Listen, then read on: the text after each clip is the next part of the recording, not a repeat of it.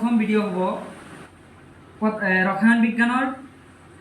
ৰসায়ন বিজ্ঞানৰ যেনেকুৱা মৌল, যৌগ, ইলেক্ট্ৰন, প্ৰটন, নিউট্ৰন এইবিলাকৰ বিষয়ে ফাৰ্ষ্ট আজি এটা জাষ্ট আৰম্ভণিহে মই কৰিম।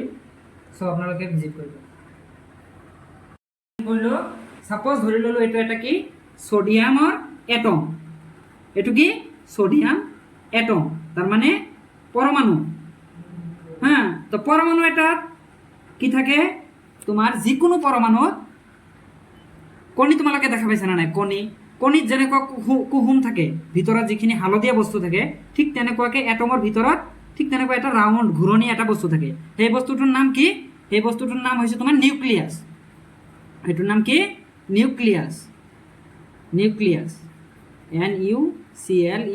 নিউক্লিয়াছ। হা, তো এই নিউক্লিয়াছত কি থাকে? নিউক্লিয়াছত কি থাকে? নিউক্লিয়াছত সদায় থাকিব তোমাৰ কি প্ৰটন আৰু নিউট্ৰন।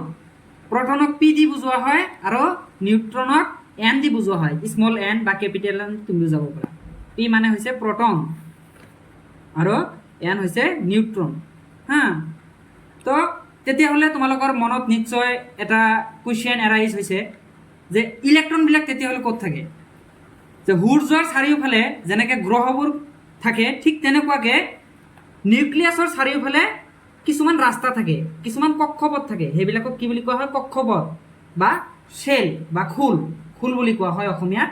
তো এই খোলবিলাকত কি হৈ থাকে? ইলেক্ট্ৰনবোৰ থাকে। কিন্তু এটা এটমত এটাই যে খোল থাকিব তেনেকুৱা কথা নহয়। এটা এটমত বহুতকেইটা খোল থাকিব পাৰে। যেনেকুৱা প্ৰথম খোলটোক কোৱা হয় কে, দ্বিতীয় খোলটোক কোৱা হয় এল, তাৰপিছতটোক কোৱা হয় এম। এনেকুৱাকৈ খোলবোৰ বাঢ়ি যায়। তো প্ৰথম খোলত নিয়ম আছে কিছুমান, যে যেনেকুৱা সূৰ্যৰ চাৰিওফালে গ্ৰহবোৰ যে ঘূৰি থাকে, তো এটা কক্ষপথত এটাই গ্ৰহ থাকে। ঠিক তেনেকুৱাকৈ প্ৰথম কক্ষপথত দুটা, মেক্সিমাম কেইটা ইলেক্ট্ৰন থাকিব পাৰিব? দুটা ইলেক্ট্ৰন। তাৰপিছত প্ৰথম কক্ষপথটোৰ বা খোলটোৰ নাম আছিল কি? কে। দ্বিতীয়টোৰ হৈছে এল। তো এলটোত থাকিব পাৰিব 8টা ইলেক্ট্ৰন। তো 8টা ইলেক্ট্ৰন থাকিব পাৰিব। আৰু তৃতীয়টোত কেইটা থাকিব পাৰিব? 2 to the power n। 2 to the power n মানে হৈছে তোমাৰ 2 to the power n মানে হৈছে তোমাৰ 2 নম্বৰ হয় না নাই? 1 2। তো তৃতীয় খোলত থাকিব তোমাৰ 14টা ইলেক্ট্ৰন, 18টা ইলেক্ট্ৰন থাকিব। তৃতীয় খোলত তোমাৰ 18টা ইলেক্ট্ৰন থাকিব। প্ৰথম খোলত থাকিব 2টা ইলেক্ট্ৰন, তাৰপিছত থাকিব 8টা ইলেক্ট্ৰন, তাৰপাছত থাকিব 18টা ইলেক্ট্ৰন। এনেকৈ বাঢ়ি যাব। তো 18টালৈকেই তোমালোকৰ লাগিব, যিহেতু ক্লাছ 9 10 লেভেলত আছা তোমালোকে। তো তোমালোকৰ প্ৰথম খোলত 2টা ইলেক্ট্ৰন, মই কৈছোঁ 2টা ইলেক্ট্ৰন থাকিব। দ্বিতীয় খোলত থাকিব 8টা ইলেক্ট্ৰন। এতিয়া চোৱা, ছ'ডিয়াম এটা মৌলত কেইটা ইলেক্ট্ৰন থাকে? 11টা ইলেক্ট্ৰন থাকে। তো 11টা ইলেক্ট্ৰন যে থাকে, ইয়াৰ পাৰমাণৱিক ছ'ডিয়ামৰ পাৰমাণৱিক সংখ্যা হৈছে 11। তো ইয়াত 11টা ইলেক্ট্ৰন থাকিব। তো এই 11টা ইলেক্ট্ৰন প্ৰথম খোলত 2টা গ'ল, তাৰপিছৰ খোলত 8টা গ'ল। তেতিয়াহ'লে বাকী থাকিল কেইটা? এটা ইলেক্ট্ৰন। তো লাষ্টৰ খোলত কেইটা থাকিব? এটা ইলেক্ট্ৰন থাকিব। তেতিয়াহ'লে ছ'ডিয়ামৰ ইলেক্ট্ৰনৰ বিন্যাস কিমান হ'ল? 2 8 1। এই 1 ইলেক্ট্ৰনটো এতিয়া আমি এটা নতুন বস্তু জানিব লাগিব, ভেলেন্সি। এইটো কি? যোজ্যতা কি আচলতে? যোজ্যতা হৈছে তোমাৰ যে প্ৰত্যেকটো এলিমেণ্টে বা প্ৰত্যেকটো মৌলই ইয়াৰ শেষৰ খোলত, তাৰমানে শেষৰ খোলত কেইটা ইলেক্ট্ৰন ৰাখিব খোজে? 8টা ইলেক্ট্ৰন ৰাখিব খোজে। তো 8টা ইলেক্ট্ৰন থাকিলে সি কি হ'ব? সুস্থিৰ অনুভৱ কৰিব। সুস্থিৰ, ষ্টেবল অনুভৱ কৰিব। গতিকে সুস্থিৰ অনুভৱ কৰিব। তেতিয়াহ'লে যদি লাষ্টৰ খোলত 8টা ইলেক্ট্ৰন ৰাখিব খোজে ছ'ডিয়াম মৌলই, তেতিয়াহ'লে এই এটা ইলেক্ট্ৰন আছে লাষ্টৰ খোলত। ইয়াতে কেইটা ইলেক্ট্ৰন আছে? 8টা ইলেক্ট্ৰন আছে। এটা ইলেক্ট্ৰন আছে লাষ্টৰ খোলত।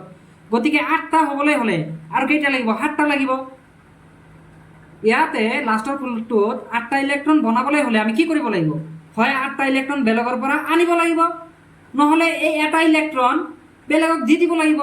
তেতিয়াহ'লে এই 8টা থকা ইলেক্ট্ৰনটো কি হ'ব? শেষৰ খোল হৈ যাব। তো যিকেইটা ইলেক্ট্ৰন, এই 8টা ইলেক্ট্ৰন যে আনিব শেষৰ খোলত, এই 8টা ইলেক্ট্ৰন আনাটোক কি বুলি কোৱা হয় জানা? অষ্টক সূত্ৰ বুলি কোৱা হয়। নিউল্যান্ডছৰ অষ্টক সূত্ৰ।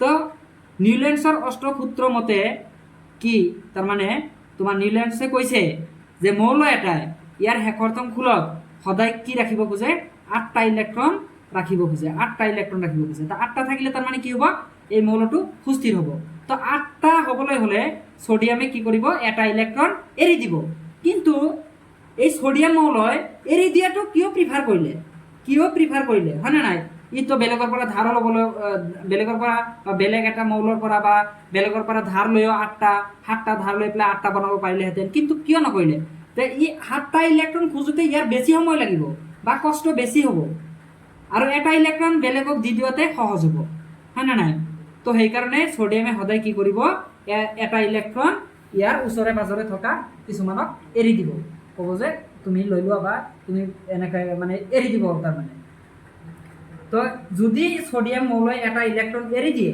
তেতিয়াহ'লে ইয়াৰ ইলেক্ট্ৰনিক বিন্যাস হ'ব 2,8 তো এৰি দিলে কি হয় জানা পজিটিভ আৰু ল'লে হয় নেগেটিভ তো এই এনেকুৱাকৈ তোমালোকে ভিডিঅ' পাই থাকিবা বা আপোনালোকে ভিডিঅ' পাই থাকিব একদম বেছিকৰ পৰা মই আৰম্ভ কৰিম তো আপোনালোকে চেনেলটো যদি পাৰে ভিজিট কৰিব